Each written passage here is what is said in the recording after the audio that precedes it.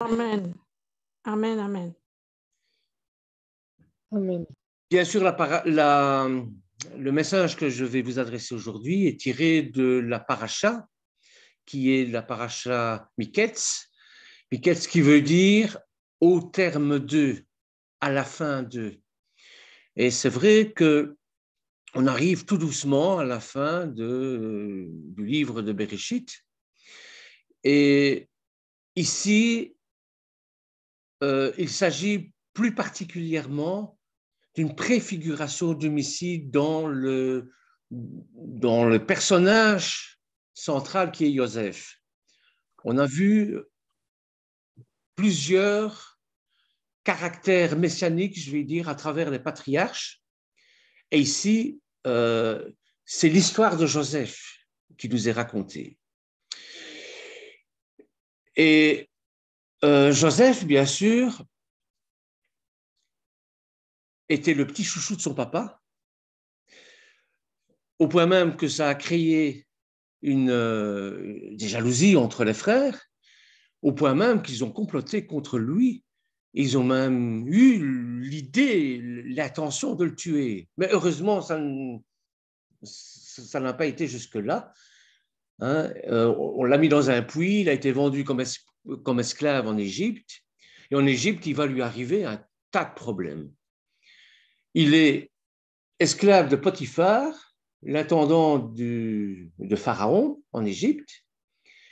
Et les Écritures nous disent, du moins la tradition nous dit que Joseph était beau, d'une beauté presque surnaturelle. Et toutes les femmes voulaient se l'arracher. Et la plus belle des femmes d'Égypte, c'est qui? C'est la femme de Potiphar. C'est Miss Univers. Miss Univers qui va tenter de séduire Joseph. Mais Joseph va rester ferme et ne va pas céder. Et frustrée, qu'est-ce qu'elle va faire? Elle va accuser Joseph de vouloir la violer. Qui on va croire? Un esclave ou la reine de Potiphar? C'est la reine de Potiphar, bien sûr. Donc Joseph va se retrouver en prison. Et il va croupir dans les geôles royales pendant 2 ans encore. Et au terme desquels le pharaon fait des rêves étranges à 2 reprises que nul n'est en mesure de déchiffrer. Pourtant, Pharaon est entouré de tous les devins, de tous les magiciens possibles, inimaginables, très célèbres dans le monde entier. Il n'arrive pas à décrypter le rêve de Pharaon. Bien sûr, ils font des interprétations, mais ça ne convient pas. Le Pharaon ne trouve pas le sens dans les interprétations que leurs devins font. Il y a toute une étude là-dessus, évidemment. Moi, j'ai une théorie, c'est que les pharaons sont issus des Hyksos, qui sont les Sémites. Donc, il y a une sorte de connexion entre les Hébreux et les Hyksos. Mais bon, ce n'est pas prouvé, donc ça reste à l'état de théorie, quoi. Bon. Parce que par la suite, Ramsès, etc., n'aura pas ce lien avec les Hébreux, ce qui va conduire les Hébreux à l'esclavage. Mais à ce moment-là, ils s'entendent plus ou moins bien. Il y a une sorte de connexion. Mais encore une fois, je vous dis, ça c'est moi qui le dis. Je ne peux pas avancer. Ça reste à l'état d'étude, bien sûr. Donc, voilà ce qui se passe. Donc, il est dans les geôles royales. Pharaon et Joseph parvient effectivement à déchiffrer correctement les rêves de Pharaon, lui annonçant 7 années d'abondance, suivies de 7 années de disette, qui feront oublier les bonnes années antérieures. C'est un simple résumé, hein, parce que c'est beaucoup plus profond que ça, au niveau spirituel. Et on peut faire le lien, bien sûr, avec Yeshua, hein, avec les prophéties de Yeshua également, mais ce ne sera pas le thème de mon propos aujourd'hui. Alors voilà. Donc, Pharaon fait ses rêves étranges et il n'y a qu'un Hébreu, oniromancien, comme on dit, hein, qui interprète les rêves et qui se trouve dans la prison, qui peut, on ne sait jamais, décrypter les rêves de Pharaon. Et c'est ce qui va se produire. Donc, il va conseiller d'engranger le grain de 7 années grasses pour contrecarrer la famine qui arrive. Encore aujourd'hui, vous avez en Éthiopie, vous avez en Afrique, les greniers qui restent du temps de Joseph. Ils ont gardé ça, le patrimoine mondial a gardé ça. Donc, c'est bien la preuve que historiquement, il y a eu de grandes disettes et il y a eu quelqu'un qui a eu l'intelligence de fonder des greniers à grains. C'est Joseph. Donc, Pharaon le nomme immédiatement vice-roi chargé des réserves. Est-ce que vous vous rendez compte que le petit juif, le petit hébreu qui est là, accusé de viol sur une de ses maîtresses, et pas n'importe laquelle, qui se retrouve au plus fond d'une cellule, qui croupit pendant 2 ans dans les geôles royales, et ce n'était pas les prisons 5 étoiles qu'on a aujourd'hui. Hein. Et pouf, il est propulsé comme premier vice-roi, hein, de toute l'Égypte. C'est une ascension fulgurante. Et lorsque la famine survient, Joseph est en mesure de nourrir le royaume d'Égypte tout entière et les pays alentours. Et de Jacob, à ce moment-là, va naître 2 enfants, Manassé et Ephraïm. Bon. Jacob qui ignore tout du destin de son fils, évidemment, qui se languit, qui pleure, toujours la mort de son fils préféré. Parce qu'il croit que son fils, comme les frères lui ont rapporté, qu'il a été déchiqueté, qu'il a été dévoré par des bêtes sauvages. Et il envoie, puisque c'est la famine, il envoie ses fils, à l'exception de Benjamin, acheter du grain en Égypte. Donc, on est en pleine famine. Jacob entend dire qu'il y a combat du grain en Égypte, donc il y a de l'abondance en Égypte, et il faut que les frères aillent chercher du grain pour subvenir à leurs besoins. C'est toute une étude spirituelle, parce que bien sûr, c'est physique, ils vont combattre la disette, ils vont combattre la famine, mais la famine, c'est aussi le manque de foi. Et comme par hasard, en Égypte, il y a ce terreau, il y a ces graines de foi données par Joseph, bien sûr, qui est une préfiguration de Yeshua. Mais bon, je laisse ça à la paracha, ici je ne fais que le résumé. Donc, lève la partie tous en Égypte. Joseph, qui ne connaissent pas, feint de ne pas les reconnaître et les accuse même d'espionnage. Joseph va monter tout un stratagème. Hein. Il a perdu son nom hébreu. Il s'habille comme un roi égyptien. Il parle l'égyptien, certainement. Hein. Il lit l'égyptien. Donc, il n'a plus rien d'un juif, d'un hébreu. Plus rien. Mais lui, il les reconnaît, ses frères. Et il va monter tout un stratagème extraordinaire. Hein. Vous allez voir, c'est quelque chose d'incroyable. Et donc, Joseph va garder Siméon en otage, puisqu'il un stratagème, il va mettre une coupe royale dans un des sacs, hein, et on va les accuser de vol et d'espionnage en plus. Alors, il y a toute une mise en scène qui va être faite et Joseph va garder Siméon en otage parce qu'il va envoyer chercher Benjamin, remplissant secrètement leur sac de grains sans prendre leur argent. Ils ne vont même pas s'en apercevoir, ils ne s'en apercevront que quand ils seront dans le pays. Et comme la famine dure, Yaakov est contraint de laisser les frères repartir avec Benjamin. Donc Judas se porte garant. Judas qui voulait la mort de son frère, là, il va se porter garant. C'est la tchouva de Judas, en quelque sorte. C'est un passage extraordinaire. Lisez-le, vous verrez.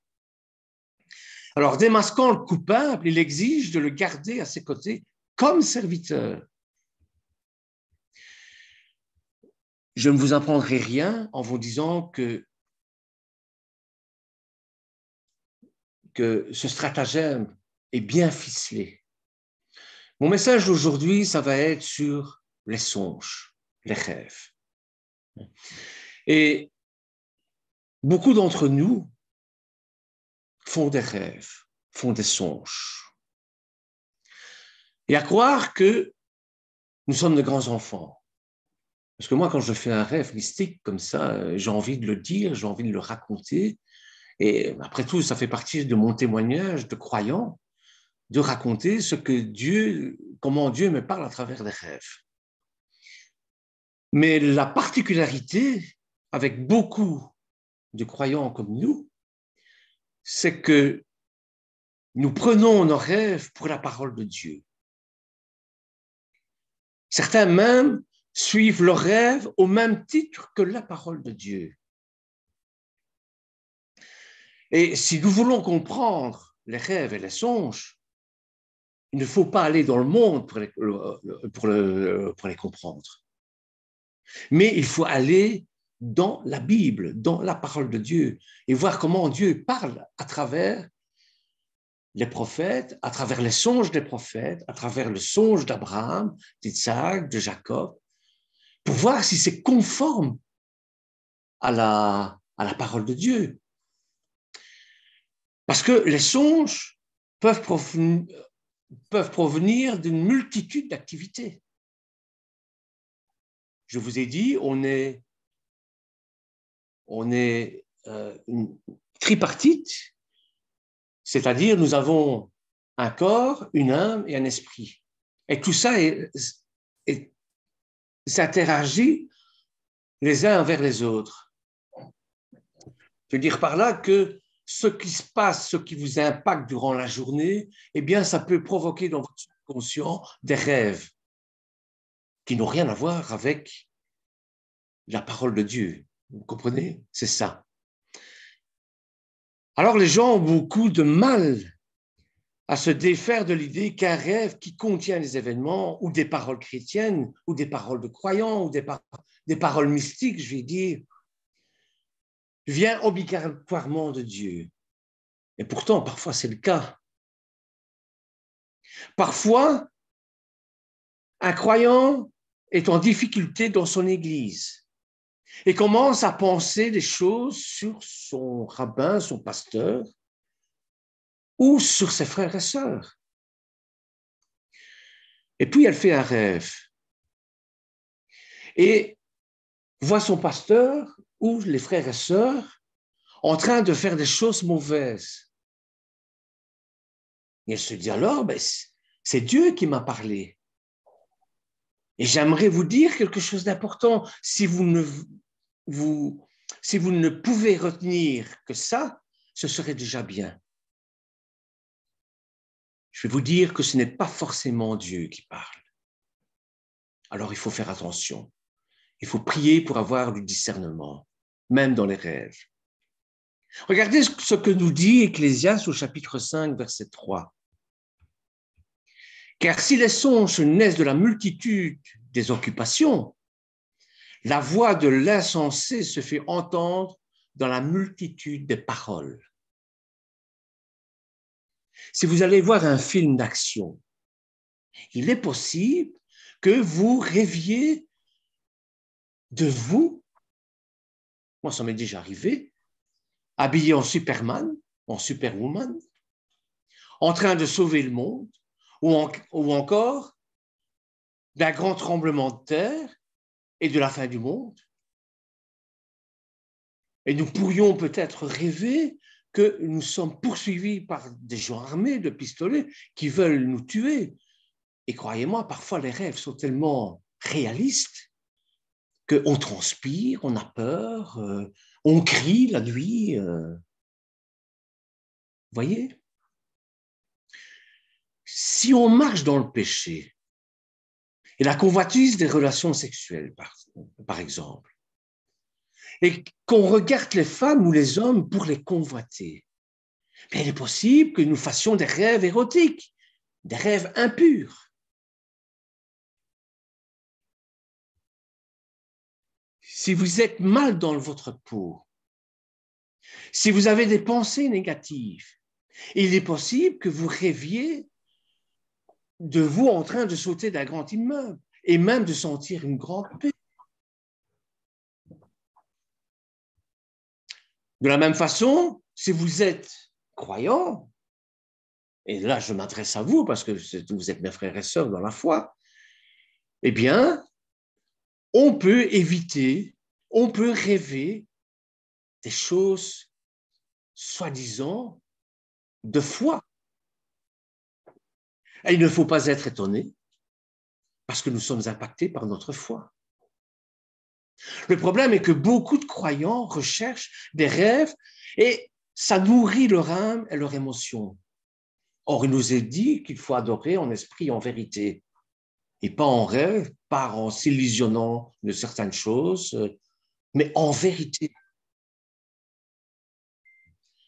Et j'ai pris pour illustrer ça 1 Jean chapitre 4, verset 1.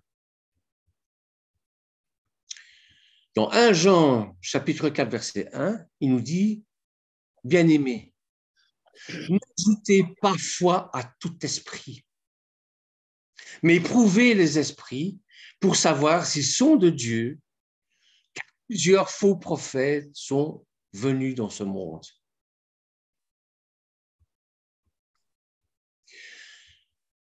Dieu n'a jamais dit que tous les rêves, qu'ils soient chrétiens ou pas, ou spirituels, proviendraient de lui forcément. Le fait est que certains aiment tellement ça qu'ils cherchent des choses et pensent que tous les rêves viennent forcément de Dieu. Je vous l'avoue, ça a été mon cas pendant un certain temps. Et Gilliette, de temps en temps, me disait, arrête de rêver, reviens sur Terre. Vous voyez? Donc, ces rêves qui montrent que c'est vous qui avez raison et les autres qui ont tort, par exemple, en constatant ce qui se passe dans nos rêves. Ben, sachez bien que le rêve ne vient pas toujours du Seigneur. Alors, qu'est-ce qu'il faut faire quand ça nous arrive? Il faut se repentir. Il faut se repentir de nos actions et rejeter ces songes, ces rêves. Oui, mais si on ne sait pas qu'ici sont bons ou pas bons, comment on fait? Des fois, on ne sait pas. Oui. Et les rejeter, on ne peut pas rejeter quelque chose qui est bon. Et des fois, c'est difficile, tu sais, entre la vérité et le faux. Des oui, fois, oui. c'est très fin et c'est subtil et ça te trompe vraiment. Oui, c'est vrai, c'est de ça que je parle justement. Je rêve de fonder une communauté, une Keïla. Eh bien, je vais tout faire pour construire ma communauté, ma Keïla. Mais si ça va pas, mais si ça vient pas de Dieu, je peux rêver autant que je veux, ça ne fonctionnera pas. Là, je suis d'accord. J'ai vu des églises de bonne foi, hein, des gens, des pasteurs de bonne foi qui. Et puis, c'est étonné que ça ne fonctionnait pas, ça ne marchait pas, malgré la bonne volonté qu'ils y mettaient. c'est parce que ça ne correspondait pas à la volonté de Dieu, à ce que Dieu attendait de lui. Hein? Donc, les songes peuvent provenir du diable aussi. Et n'oublions pas que Lucifer, Lux Ferré, celui qui porte la lumière, peut nous tromper, peut nous faire miroiter des choses mirobolantes, des choses merveilleuses. Le rêve provient souvent de notre imagination. Les gens oublient que dans imagination, il y a le mot image. Et notre imagination peut créer des images. Et c'est pour ça que des croyants sont parfois convaincus d'avoir vu quelque chose. Alors, ils sont certains que c'est Dieu qui a parlé, bien que ce soit juste le fruit de leur imagination. Regardez en Deutéronome, chapitre 13, versets 1 à 3. Je vous parle de ça parce que Joseph était oniromancien, c'est-à-dire Joseph a eu des rêves. Et à cause de ce rêve, il s'est retrouvé dans un trou, il s'est retrouvé esclave en Égypte, il a suscité la jalousie de ses frères, et il s'est retrouvé à la tête du royaume d'Égypte aussi, parce qu'il a pu interpréter des rêves. Donc, c'est pour ça que je fais le lien avec les songes et les rêves qu'on peut avoir, et qui sont, mes frères et sœurs, tout à fait normales. Hein. Je ne dis pas que ce n'est pas normal. Donc, en Deutéronome, au chapitre 13, versets 1 à 3, il dit « S'il s'élève au milieu de toi un prophète ou un songeur, un rêveur, qui t'annonce un signe ou un prodige, et qu'il y ait accomplissement du signe ou du prodige dont il t'a parlé en disant « Allons après d'autres dieux ». D'autres dieux, ça peut être « Allons vers tel personnage », « Allons vers tel prêcheur », « Allons vers d'autres dieux », parce que c'est ça aussi. Hein. À la télévision, ils m'ont dit qu'il y allait avoir un tremblement de terre, et voilà qu'il y a un tremblement de terre. Donc, on va croire la télévision. Donc, allons après d'autres dieux, des dieux que tu ne connais pas, et servons-le. Hein? Évidemment, un peu plus loin, il nous est dit, ce prophète ou ce rêveur sera puni de mort, car il a parlé de révolte contre l'Éternel, votre Dieu, qui vous a fait sortir du pays d'Égypte et vous a délivré de la maison de servitude. Il a voulu te détourner de la voie dans laquelle l'Éternel, ton Dieu, t'a ordonné de marcher. Tu ôteras ainsi le mal du milieu de toi. C'est-à-dire que sous certaines apparences, sous certaines belles apparences, de belles formes, etc., eh bien, le malin agit, l'ennemi agit. Et il faut être très vigilant. L'Éternel est radical au sujet des rêves, qui amèneraient les gens à s'éloigner de lui. J'ai vraiment un conseil à vous donner, si je peux me permettre. Si vous faites un rêve, un songe diabolique, pour une raison quelconque, ou même un rêve qui provient de la multitude de vos activités, rejetez-le. Non seulement rejetez-le, mais ne le déclarez même pas. Vous pouvez vous en débarrasser en confessant la parole de Dieu, en priant l'Esprit qui vient à votre secours, en invoquant le nom puissant de Yeshua.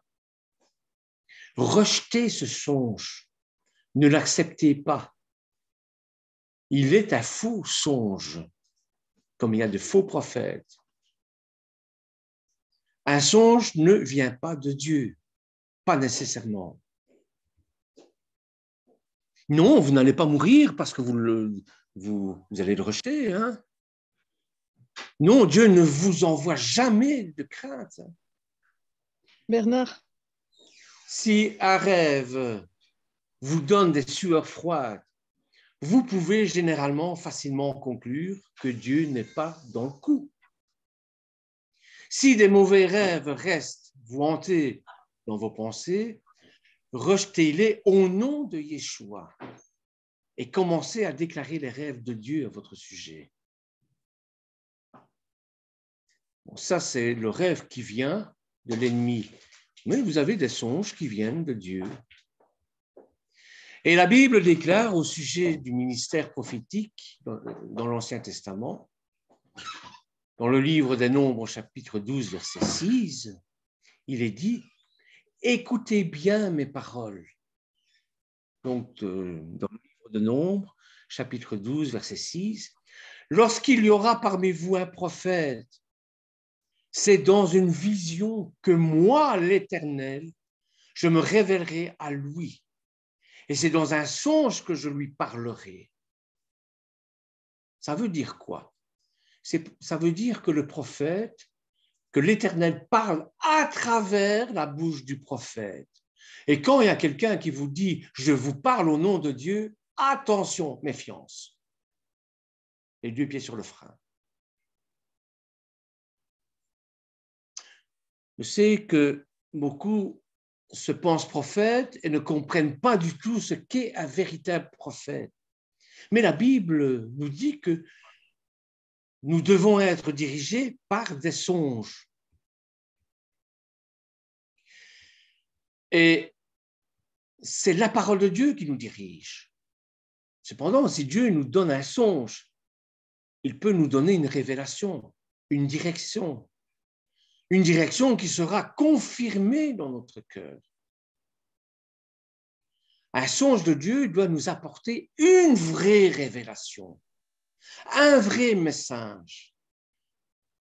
Nous n'avons pas besoin d'interpréter les rêves. Lorsque le Seigneur a mis sur le cœur de notre rabbin une mission apostolique, eh bien, c'était une vraie révélation, frères et sœurs. Et regardez les fruits qu'il y a aujourd'hui. Et c'est grâce à ces fruits-là qu'on peut dire que c'est une véritable révélation et que c'est vraiment Dieu qui lui a parlé.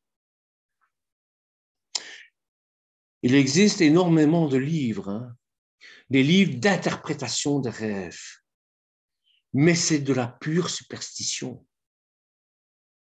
Et la superstition, c'est pire, c'est le pire de toutes les religions. Et si souvent, ce n'est plus ni moins que de l'occultisme déguisé. Vous savez à quel point l'Éternel a en horreur l'occultisme. Et si Dieu vous donne un songe, il vous donnera lui-même l'explication. Il ne va pas vous laisser comme ça. Pharaon ne pouvait pas comprendre son rêve, car il ne connaissait pas l'Éternel.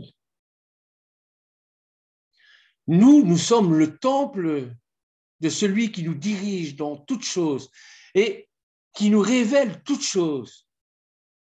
N'allez pas voir des diseurs de bonne aventure qui paraissent sanctifiés afin qu'ils interprètent vos songes. Pierre a reçu une vision de la part de Dieu. Souvenez-vous. En Actes, chapitre 10, versets 17 à 20. On peut le prendre si vous voulez. S'il y a quelqu'un qui veut le lire, donc c'est Actes, chapitre 10.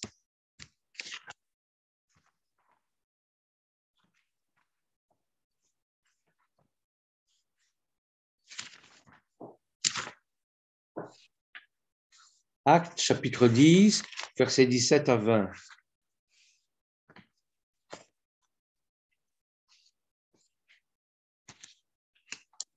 Vous l'avez? Oui, tu veux que je le lise? Oui, ça me ferait plaisir. Voilà. Acte 10, à partir du verset 17 jusqu'à 20. Képha, perplexe, ne savait quel sens donner à la vision qu'il venait d'avoir.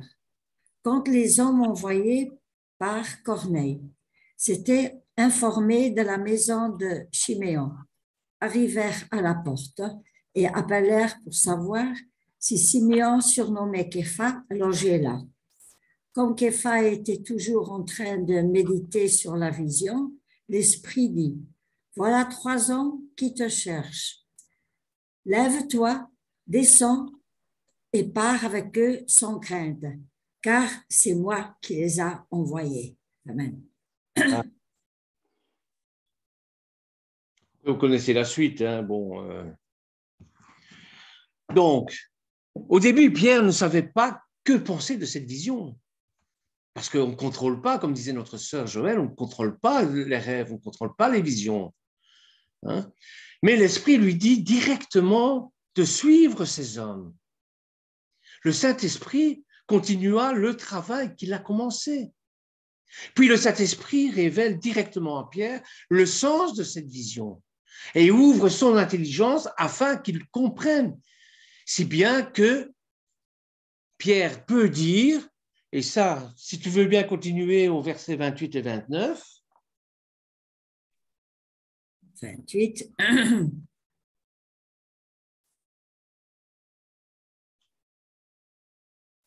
Vous savez tous parfaitement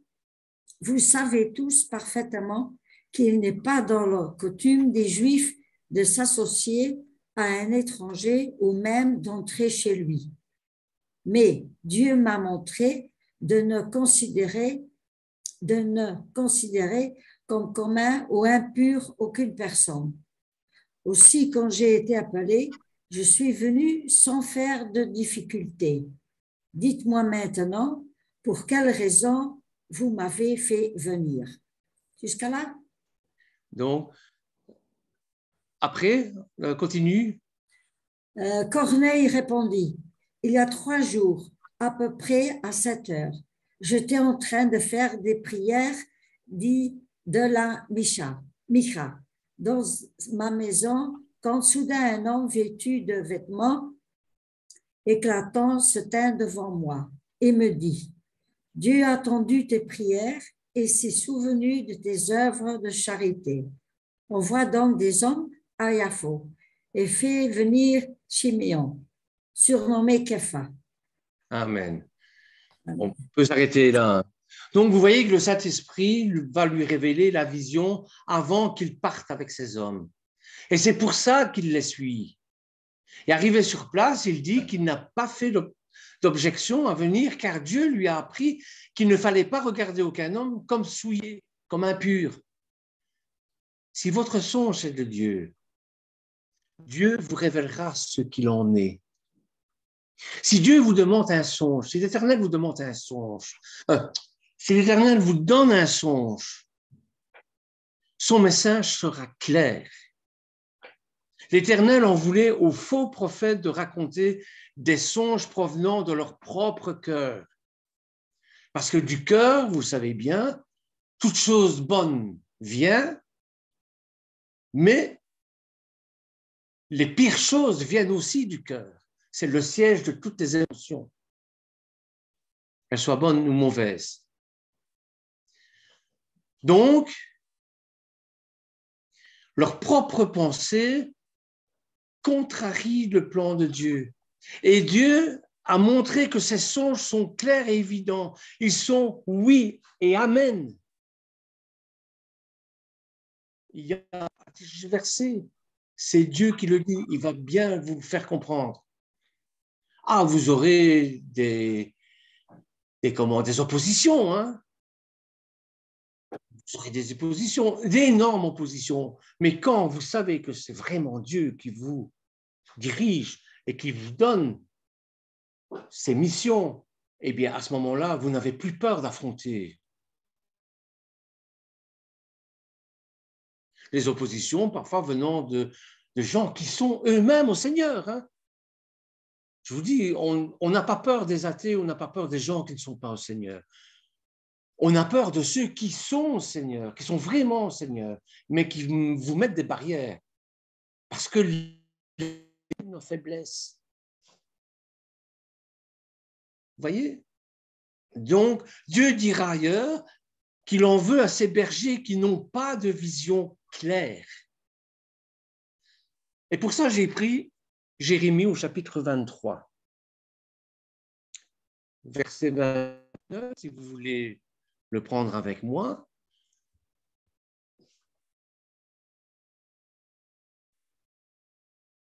Jérémie, chapitre 23, versets 28 et 29. Que le prophète qui a eu un songe raconte ce songe, et que celui qui a entendu ma parole rapporte fidèlement ma parole. Pourquoi mêler la paille au froment? Il y a une autre parabole dans la Brita d'achat, qui est livrée le bon grain. C'est exactement la même chose. Ça a été repris. Yeshua a repris cette parabole parce qu'il connaissait les Écritures, évidemment, puisque lui-même est l'Écriture par excellence. Donc, que celui qui a entendu ma parole rapporte fidèlement ma parole. Pourquoi mêler la paille au froment, dit l'Éternel? Ma parole n'est-elle pas comme un feu, dit l'Éternel, et comme un marteau qui brise le roc? La parole de Dieu est comme un marteau qui brise le roc.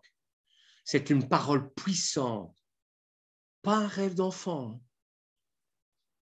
Et le message de Dieu est clair. Il est parfois possible que ça prenne du temps pour comprendre dans toute sa plénitude. Dieu pourra vous donner une certaine lumière au départ et vous pourrez le comprendre plus tard. Si Dieu vous donne un songe, n'allez pas au-delà du message qu'il vous donne. Dieu n'a pas besoin de l'aide, de votre aide. Vous avez besoin de son aide. Pas l'inverse. Vous n'êtes pas là pour aider le bon Dieu. Or, souvent, j'entends dire ça. Ben, je vais aider le bon Dieu pour accomplir son plan divin. Non, non. Le bon Dieu vous utilise pour construire son royaume. Oui. Ça, oui. Il n'a pas besoin de votre aide.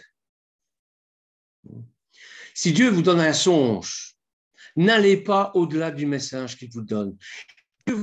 Ça, ne lui faites pas dire c'est cela, et puis ceci, et encore ça, et puis encore, et puis non. Les choses sont claires avec lui. Maintenant, si on vit dans le péché, n'allez pas chercher des rêves. Nous avons vu que de toute façon, nous ne devons pas chercher des rêves. Celui qui ne rêve pas, c'est un fou. Des psychologues, des psychiatres le disent. Donc, ça fait partie de notre nature humaine de rêver. Parce que nous sommes impactés par toute une série de choses. Que le monde vient nous envahir. On vit dans le monde sans être du monde, mais on vit quand même dans le monde. Donc, Dieu a plus de 1000 façons de nous parler. Et s'il veut nous donner un rêve, c'est lui qui le décide. Savez-vous que certains pasteurs puissamment utilisés par l'Éternel n'ont jamais eu de songe? Ah oui.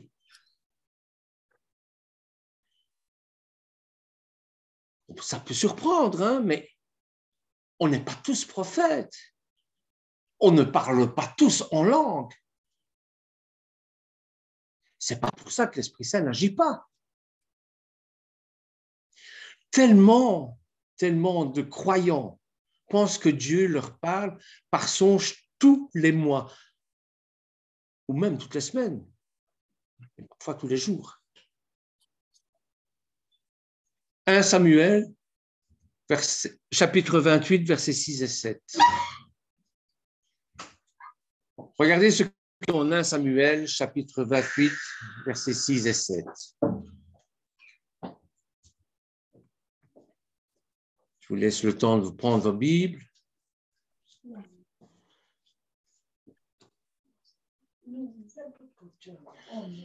Saul consulta l'Éternel et l'Éternel ne lui répondit point, ni par des songes, ni par l'Urim, le pectoral, l'Urim. Ce sont ça vous verrez ça quand on étudiera l'habillement du grand prêtre, ni par les prophètes. Et Saül dit à ses serviteurs, cherchez-moi une femme qui évoque les morts, et j'irai la consulter. Donc le silence de Dieu invite Saül à aller voir une prêtresse ou je ne sais quoi. Une carte ancienne, ça se dit Alors, aussi. voilà, c'est ça. Et ses serviteurs lui dirent, voici, à Endor, il y a une femme qui évoque les morts. Le péché de Saül fut très grave. Il en a eu de grandes conséquences. Et si vous marchez aujourd'hui dans le péché, si vous allez voir des diseuses de bonne aventure, Marie Grégoire ou que sais-je, pour ne pas les citer, eh bien, si vous allez les voir, eh bien, évidemment que d'abord, elles sont très psychologues, elles connaissent vos faiblesses. Elles vous analysent. En quelques mots, elles savent vous dire exactement ce que vous voulez entendre. Mais ça ne vient pas de Dieu, ça. Dieu ne viendra pas vous parler si ce n'est pour vous dire de faire demi-tour par rapport à votre péché. Puisqu'aller voir les gens qui évoquent les morts et les gens qui vous disent le futur, c'est un péché. Parce que le futur n'appartient qu'à l'Éternel. Si vous êtes sincère, si vous désirez réellement vous repentir en prenant la décision véritable de ne plus recommencer, eh bien, Yeshua vous pardonnera lui-même. Et Dieu le Père nous jugera pardonnés. Au niveau des rêves, il y a des excès aussi forts que dans l'occultisme. C'est exactement la même chose.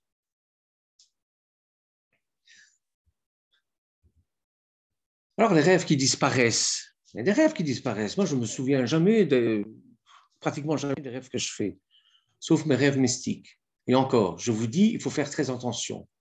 Donc, méfiance. Et c'est ma nature humaine, je suis méfiant de nature. Donc, une bonne façon, ce n'est pas la seule, une bonne façon de savoir si un rêve vient de Dieu, c'est qu'il restera vivant avec le temps. Il en est de même lorsque Dieu nous parle dans notre cœur, quand il se révèle à nous, eh bien, ça ne va pas s'évanouir, ça va toujours rester. C'est la façon que l'Éternel utilise le plus souvent pour nous parler. Il nous parle à notre cœur, dans notre cœur, de cœur à cœur.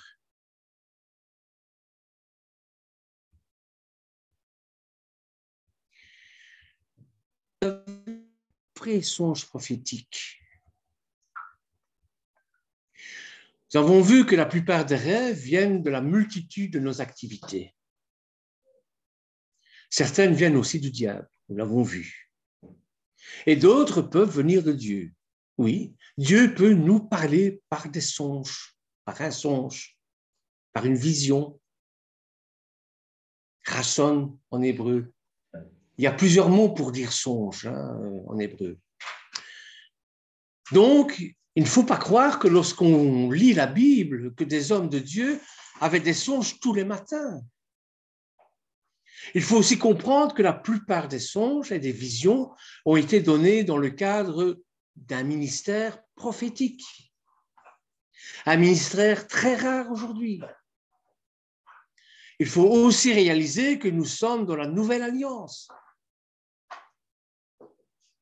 J'aime pas dire la nouvelle alliance, je préfère dire l'alliance renouvelée, parce que c'est toujours la même alliance.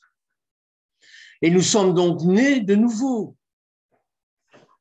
Et que la Roi Kodesh habite en nous pour nous diriger. C'est dans notre cœur qu'il nous parle principalement. Dans cette alliance renouvelée par le sang de Yeshua sur la croix. Il y a peu de différence à des rêves par rapport avec ce que les prophètes du Tanakh nous ont révélé. Toutefois, Dieu peut encore parler par des songes, même si les prophéties se sont un peu diluées à notre époque.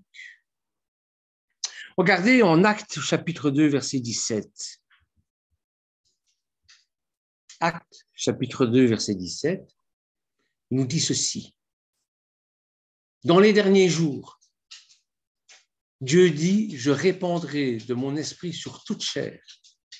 Vos fils et vos filles prophétiseront. Vos jeunes gens auront des visions et vos vieillards auront des songes.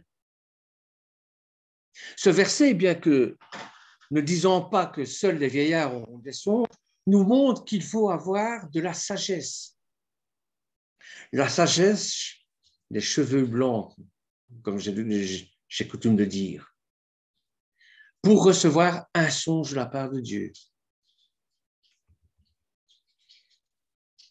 Non, si vous avez reçu un vrai songe de la part de Dieu, je vous encouragerai à l'écrire et à en parler régulièrement dans votre vie.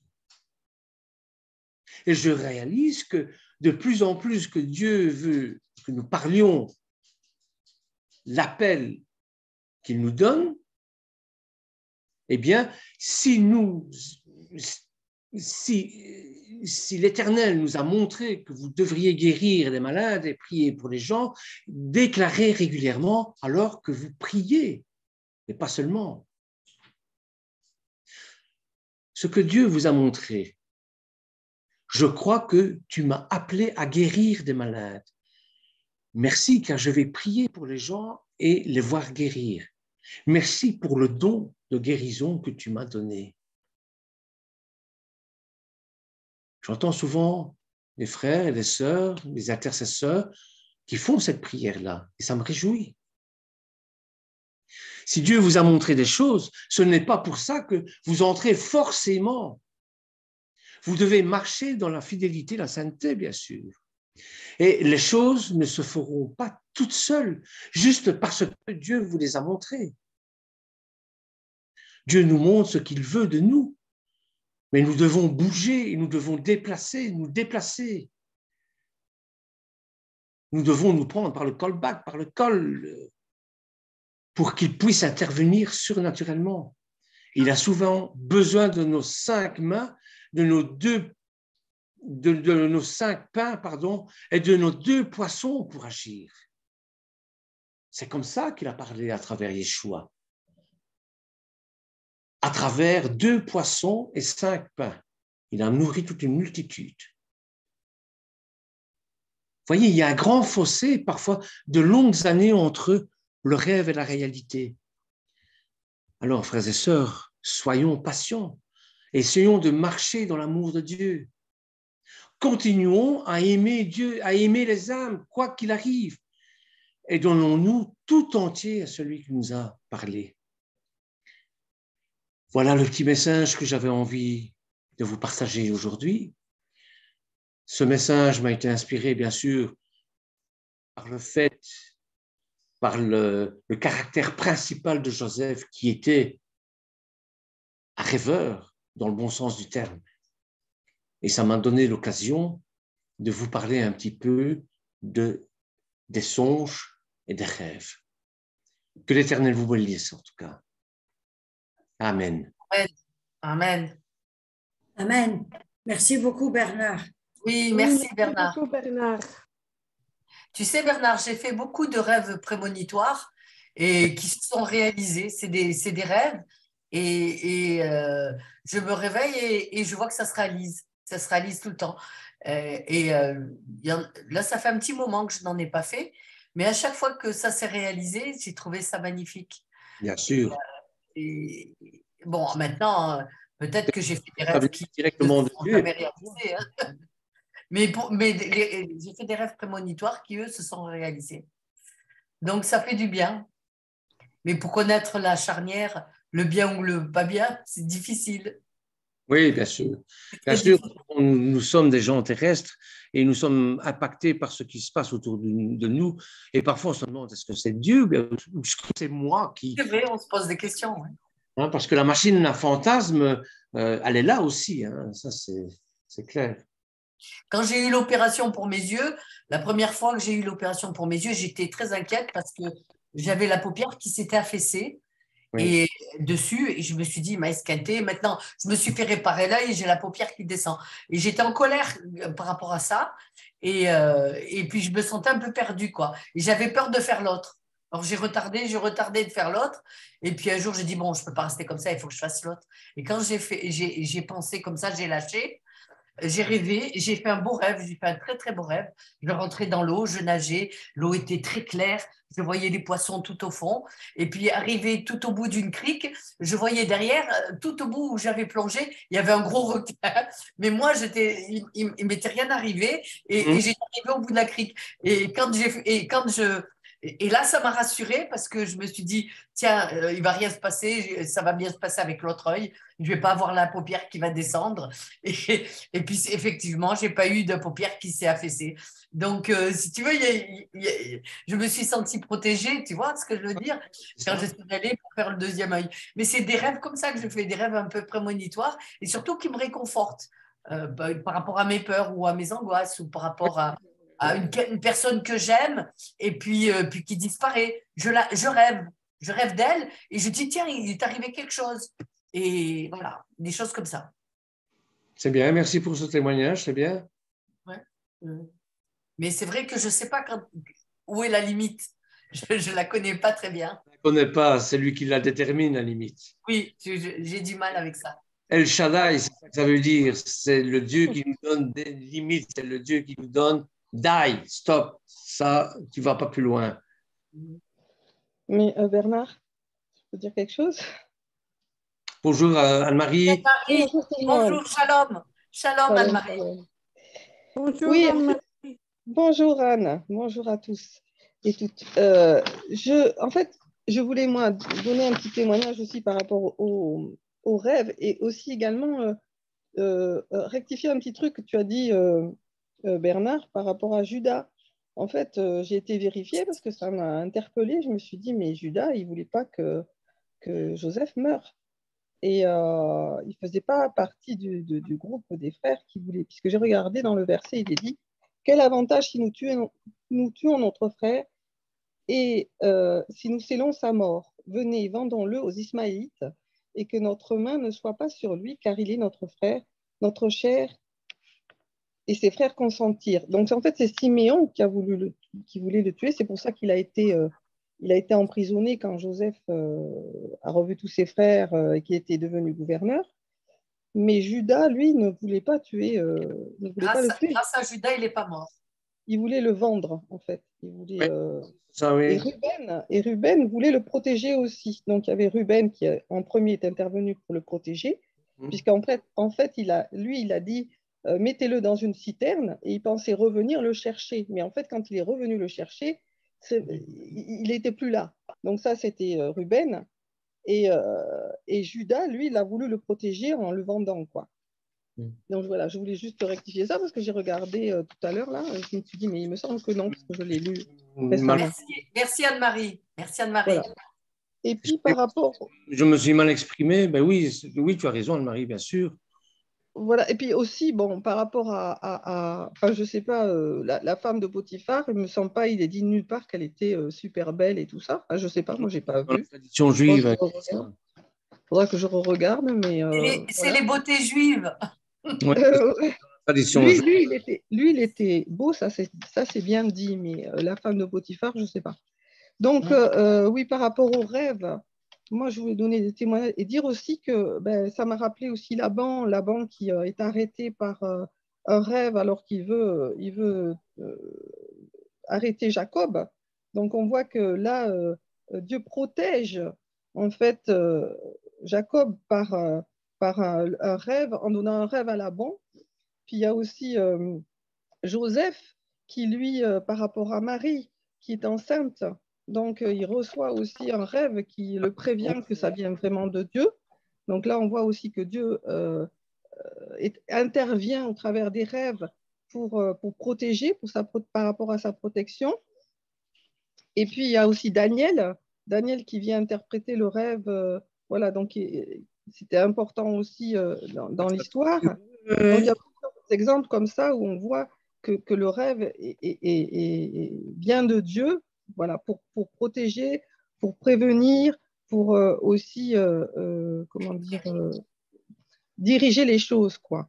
Oui, Donc, il y a aussi par rapport au témoignage, je voulais donner que moi, j'ai entendu récemment aussi dans une paracha par rapport à la tradition juive, quand il parle des apparitions. Ça m'a interpellée parce que nous, les apparitions, on pense toujours qu'il y a des choses qui apparaissent devant les personnes et quand eux, ils interprètent ça par des rêves.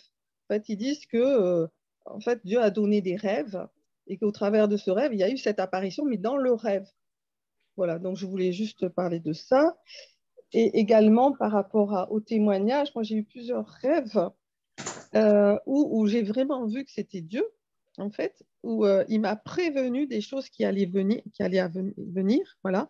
Je priais pour une personne, pour une situation particulière, et en fait, les choses se sont passées exactement dans mon rêve. Et je les ai vues après, comme toi, tu expliques, Joël. Donc moi, c'était aussi pour me prévenir, parce que c'était une situation douloureuse, et Dieu m'a montré avant. Et ce qui était bizarre, c'est que j'ai complètement effacé ce rêve de ma tête, parce que ce n'était pas selon ce que je voulais. Et en fait, après, j'ai vu la chose se réaliser, j'ai dit, ah, mais j'avais eu ce rêve. Donc Dieu m'avait aussi prévenu. Donc, il y a une autre fois aussi où j'ai posé une question au Seigneur, c'était par rapport à Israël, où là, il y avait une sœur qui m'avait invité, elle m'avait dit, viens à une conférence, tout ça, c'était tout le début par rapport à Israël, toute ma démarche. Et là, j'ai demandé au Seigneur, j'ai dit, Seigneur, bon, j'ai pas envie d'y aller. C'était une réunion de prière qui devait se faire à Jérusalem. Et j'ai dit, mais j'ai pas envie d'y aller. Pourquoi est-ce que je prierai pas moi chez moi, toute seule? Là, j'ai pas besoin d'aller parmi les gens. Et puis, ça va me coûter de l'argent, ainsi de suite. Et puis, en plus, on va même pas voyager. Donc, ça, c'est tous mes raisonnements.